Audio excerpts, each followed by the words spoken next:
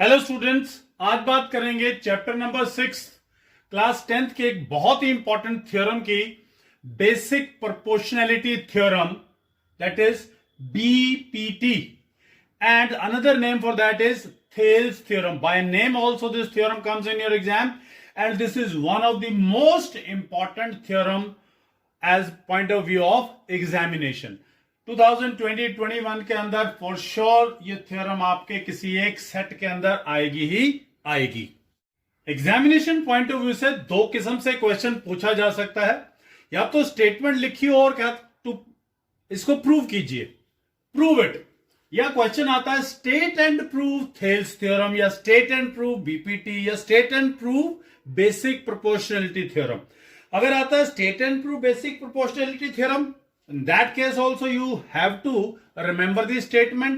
और अगर स्टेटमेंट देकर के क्वेश्चन पूछा गया है प्रूव इट, तो भी आपको स्टेटमेंट पता होगी, तभी आप इस थ्योरम को प्रूव कर सकते हैं.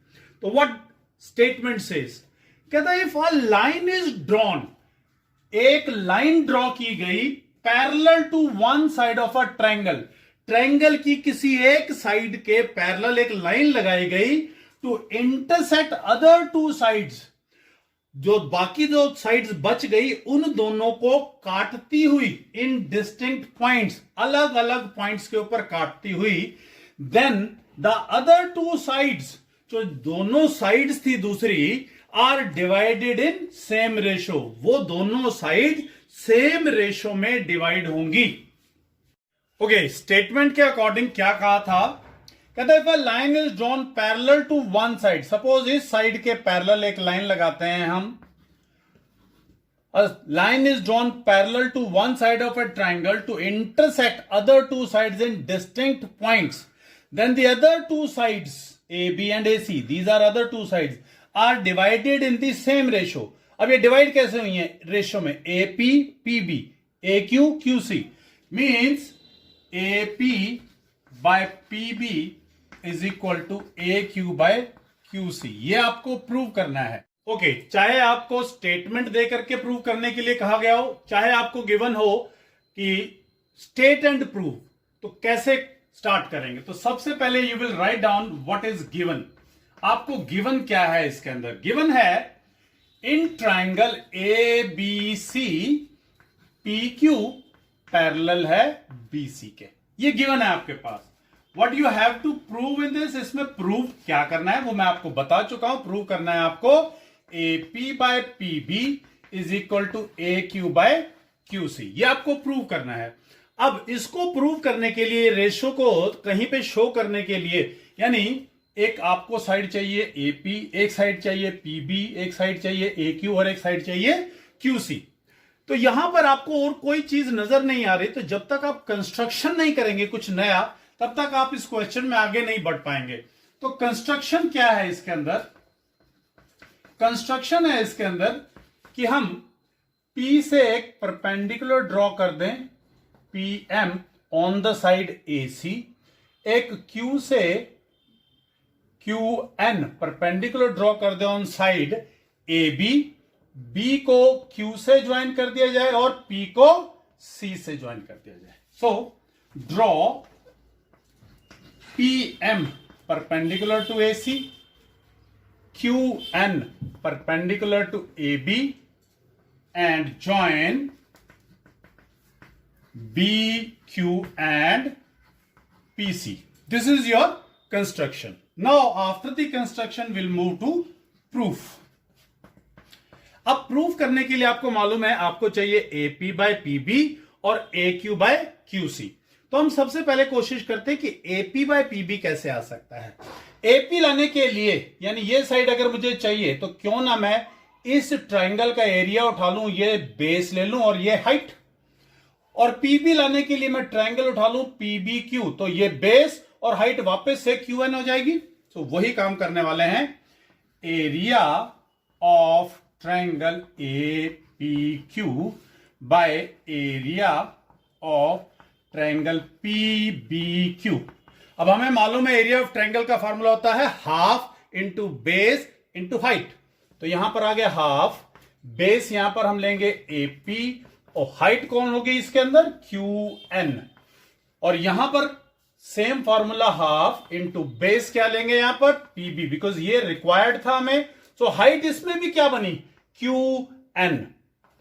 सो यहां से देखें क्यू एन से क्यू एन कैंसिल, हाफ से हाफ कैंसिल, तो ये आपके पास आ गया A P by P B, और इसको हम बोल देते हैं इक्वेशन नंबर 1। अब बात करते हैं सेम, ऊपर ले लेते हैं area of triangle A P Q, और नीचे ले लेते हैं एरिया ऑफ ट्रायंगल, क्योंकि अब हमें चाहिए था क्यू सी, तो पी क्यू सी ट्रायंगल उठा लेते हैं, पी क्यू सी।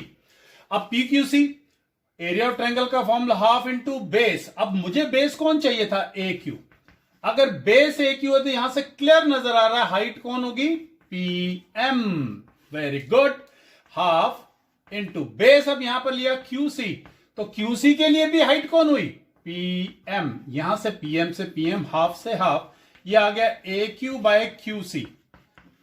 अगर हम ध्यान से देखें जो हमें प्रूव करना था AP by PB is equal to A Q by Q C prove करना था, आ चुका है, लेकिन ये दोनों इक्वल नहीं है। अगर हम देखें ऊपर दोनों इक्वेशंस के अंदर लेफ्ट हैंड साइड का अपर पार्ट इक्वल है, अगर किसी तरह से लेफ्ट हैंड साइड के जो दोनों नीचे वाले पार्ट है वो भी इक्वल आ जाए तो इक्वेशन 1 और इक्वेशन 2 इक्वल हो जाएंगी, और जो हमें प्रूव करना था वो प्रूव हो जाएगा। अब यहां से देखते हैं, एक है ट्रायंगल पी क्यू सी और एक है triangle P B Q, P B Q और पी क्यू सी। अरे हमने क्लास 9th में पढ़ा था area of two triangles are equal if they are on the same base and between same parallel lines. तो दोनों का जो बेस है अगर हम ध्यान से देखें पी क्यू है, और दोनों same parallel lines P Q और बीसी के इक्वल है, तो यहां पे लिखेंगे हम area of triangle P B Q is equal to area triangle P Q C, because they are on same base. कौन सा same base P Q, and between same parallel lines, between same parallel lines. कौन सी parallel lines हैं P Q is parallel to BC. अब जैसे ही हमने ये area equal किया दोनों का, तो इक्वेशन नंबर 1 और इक्वेशन नंबर 2 दोनों क्या हो गई equal. Now from equation number 1 and 2